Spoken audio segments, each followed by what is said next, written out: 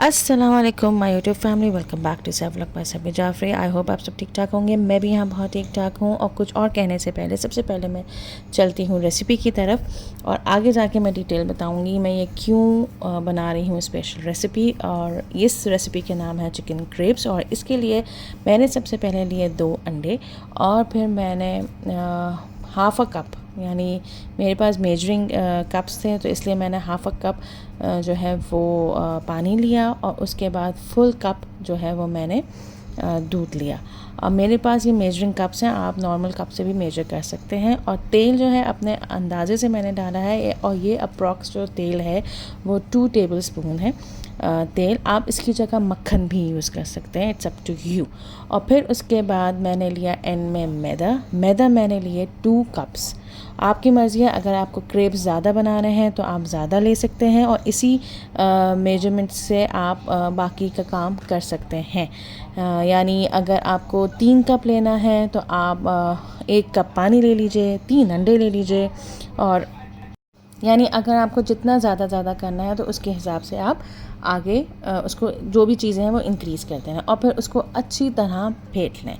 तो ये chicken crabs मैं क्यों बना रही हूँ, क्योंकि आज वाकई में मेरा दिल भी जा रहा था और ये अशरा जो स्टार्ट हो गया, रमज़ान का आखिरी अशरा, तो मैंने सोचा कि अपनी सुस्ती को ख़त्म किया जाए और अफ्तारी बांटी जाए मोहल्ले में। अच्छा, ये अब जो मैं डाल रही हूँ, ये मैं डाल रही हूँ नमक, कम से कम 1 टीस्पून आप समझ लें, ये मैं नमक डाल रही हूँ। और इसके अंदर आपको ब्लैक पेपर भी डालना तो आप डाल सकते हैं, लेकिन मैंने इसको बिल्कुल प्लेन रहने दिया। तो मैं ये बता रही थी कि आखिरी अशरा स्टार्ट हो गया था तो मैंने कहा कि अपनी सुस्ती को ख़त्म किया जाए और मोहल्ले में अफ्तारी बांटी जाए। तो मैंने कहा क्यों ना मैं एक स्पेशल डिश बनाऊं और चिकन क्रेप्स की। नॉर्मल अफ्तारी में तो होती ही सारी चीज़ें हैं, खैर अफ्तारी में वो भी चीज़ें मैं बना रही हूँ, लेकिन मैंने सोचा कि मैं चिकन क्रेप्स और शीर खुरमा बनाऊँ। शीर खुरमा की तो नॉर्मल रेसिपी आप लोगों को पता है कि क्या है, और बाकी वही छोला चाट और दही बड़े और प्लस साथ साथ पकौड़े। तो ये मेरी थी मोहल्ले में बांटने के लिए अफ्तार। तो बैक टू द रेसिपी। फिर उसके बाद मैंने उसी कप में बैटर लिया, यानी अच्छी तरह उसको मैंने फेंट के उसको बिल्कुल स्मूथ बैटर बना लिया। और फिर वही उसी कप के अंदर मैंने बैटर लिया और उसको फिर मैंने फ्राई पैन के अंदर डाल दिया, यानी ग्रीस हुए हुए फ्राई पैन को।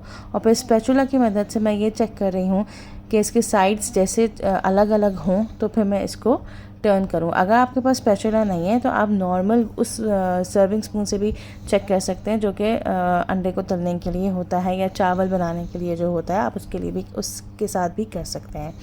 तो बहरहाल अब मैंने सबसे पहले साइड्स को चेक किया कि साइड्स अलग हो गए हैं, तो फिर मैंने स्पैचुला की मदद से इसको टर्न किया। और आप उसकी चेकिंग ये है, क्रेप्स की चेकिंग, कि यहाँ एक साइड से बन गया है कि हल्के हल्के से बिल्कुल लाइट ब्राउन से स्पॉट्स आना शुरू हो जाएंगे, तो आप ये समझ जाएं कि ये वाली साइड बन चुकी है।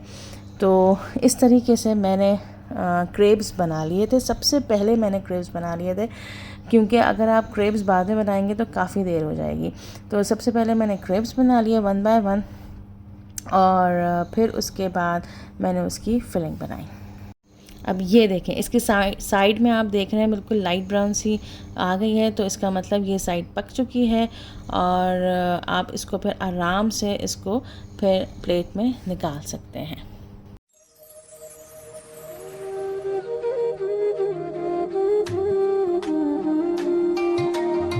अच्छा, ये देखेंगे, मैं आपको इसकी बता रही हूँ कि इसकी इसकी थिकनेस मैं आपको बता रही हूँ इसकी थिकनेस कैसे होगी। और फिर मैं फ़ौरन बनाती रही और फिर मैंने फ़ास्ट फॉरवर्ड में डाली वीडियो और मेरा यही दिल चाह रहा था कि काश असलियत में ही इतनी फ़ास्ट फॉरवर्ड से ये सारे क्रेप्स बनते तो क्या ही मज़ा आता।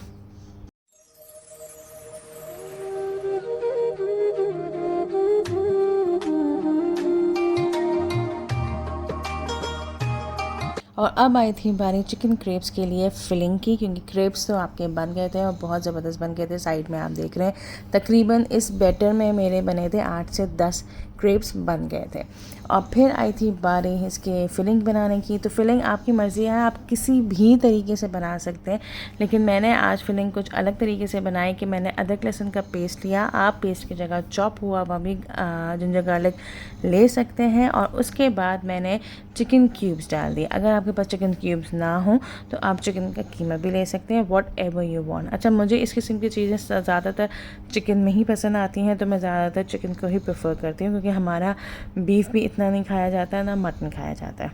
तो खैर एनीवे, जब इसकी वाइट हुई शक्ल, यानी जब चिकन टर्न हुआ अपने कलर वाइट में, तो फिर उसके बाद मैंने इसके अंदर नमक और ब्लैक पेपर और साथ ही साथ मैंने इसके अंदर डाले सारे सॉसेस।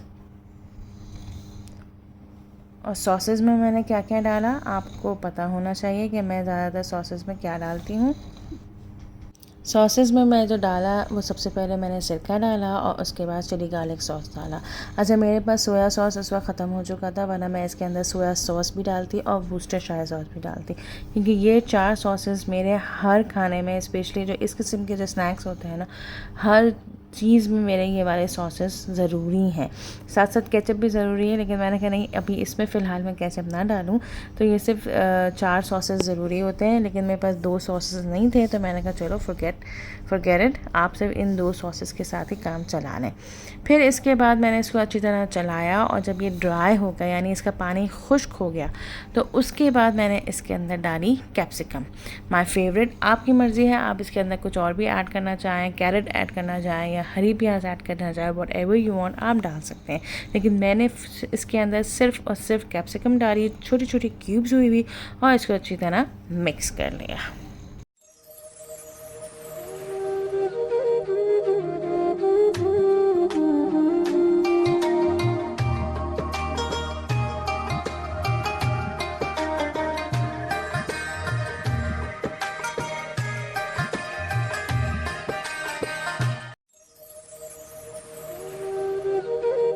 अब फिर उसके बाद इसके ऊपर मैंने स्प्रेड कर दिया चीज़ को।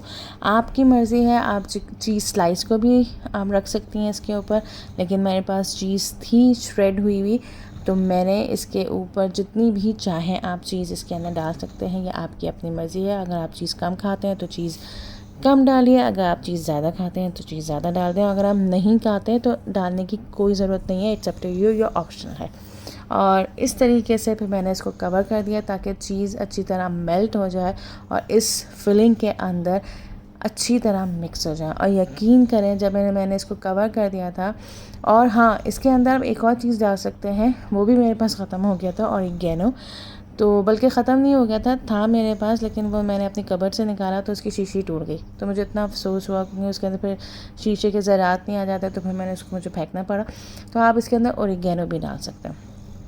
और यकीन करें, मैं यही आपको बता रही थी कि जब मैंने इसका ढक्कन हटाया तो इतनी अच्छी खुशबू आ रही थी कि मैं आपको बता नहीं सकती। तो खैर एनीवे, अब आई थी कि आप इसको किस तरह क्रेप्स बनाएं। तो आपने सबसे पहले अपना क्रेप लिया और फिर जितनी भी आप इसके अंदर फिलिंग डालना चाहें तो वो बिल्कुल मिडल में डालें, बीच में आप डालेंगी। आप इसका रोल नहीं बना रही हैं जो बिल्कुल साइड में आप करेंगी, आप बिल्कुल बीच में डालेंगी। और फिर स्टिकनेस के लिए मैंने अंडे को फेंटा। आप हमेशा मेरे रोल में भी देखा होगा कि मैं हमेशा अंडे से ही स्टिक करती हूँ। अगर आपको इसकी जगह मैदे की स्लैरी बनानी है तो आप मैदे की स्लैरी भी बना सकती हैं, लेकिन मुझे अंडे से ही ज़्यादा सेटिस्फेक्शन होती है, तो इसलिए मैं हमेशा अंडा ही फेंकती हूँ। और आप ये मत समझा करें कि मैं अंडे को जो है मैं ज़ाया कर देती हूँ, नहीं, मैं अंडे का स्क्रैम्बल एग बना के खा लेती हूँ, क्योंकि इसको ज़ाया करने का कोई फ़ायदा नहीं होता। और मैदे की स्लैरी बनाने की एक ये भी वजह है, क्योंकि मैदे की जब स्लैरी बच जाती है तो अब इसको ऑब्वियसली वेस्ट ही करना पड़ता है, लेकिन अंडे को मैं कभी भी वेस्ट नहीं करती, मैं हमेशा अंडे को स्क्रैम्बल एग बना लेती हूँ। तो इस तरीके से हमने चारों तरफ अंडे को लगाया और इसको अच्छी तरह इसका स्क्वायर शेप दे दिया। तो इस तरीके से ये मेरा चिकन क्रेप्स तैयार। और मैंने कहा कि अब मैं आपको थोड़ा सा करीब से भी दिखा दूँ, और कि इस तरह हम फिलिंग करते हैं। इसको मिडिल में डाला, साइडों में अंडा लगाया और एक तरफ से पलटा, फिर दूसरी तरफ पलटा और फिर इसके साइड्स को पलटा, और फिर ये आराम से चिकन क्रेप्स का स्क्वायर तैयार। और फिर उसको बिल्कुल ही ग्रीस हुए फ्राई पैन के अंदर हमने इसको शैलो फ्राई किया।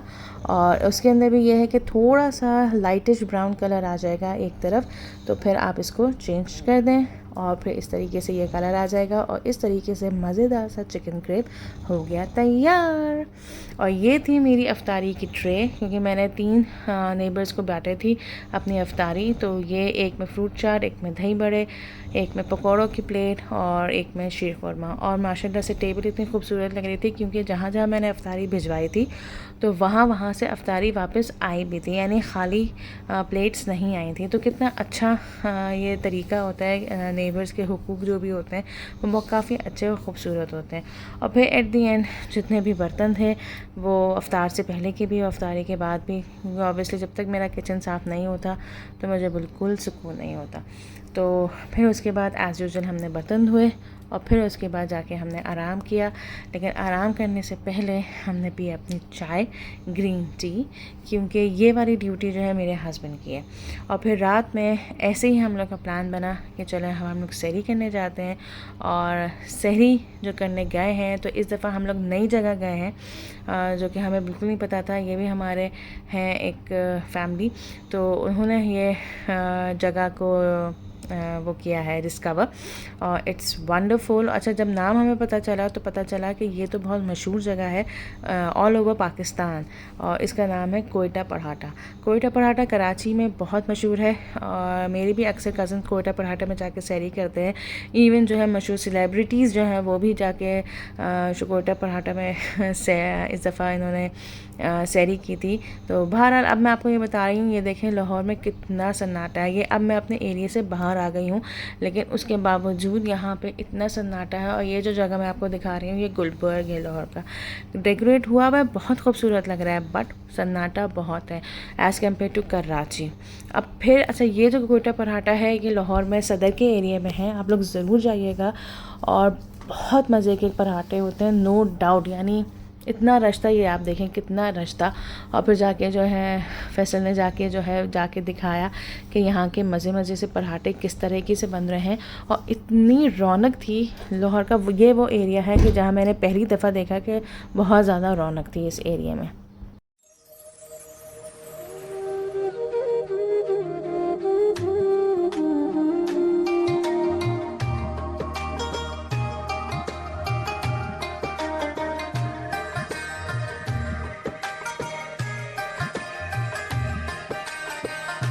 अच्छा, इसके इर्द गिर्द और भी रेस्टोरेंट्स हैं या ढाबे आप कहते हैं, वहाँ पे कढ़ाई भी बन रही है, नहारी भी है, देरी नहारी भी इसके आस पास ही है।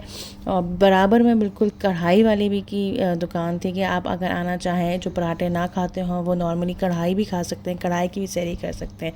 तो बहरहाल ये थे सारे चीज़ पराठे। हमने जो मंगवाया था वो चिकन चीज़ पराठे मंगवाए थे और नॉर्मल पराठे मंगवाए थे। तो सबसे पहले आ गए थे चिकन चीज़ पराठे और मैंने ऑब्वियसली चिकन चीज़ पराठे ही ऑर्डर किया था।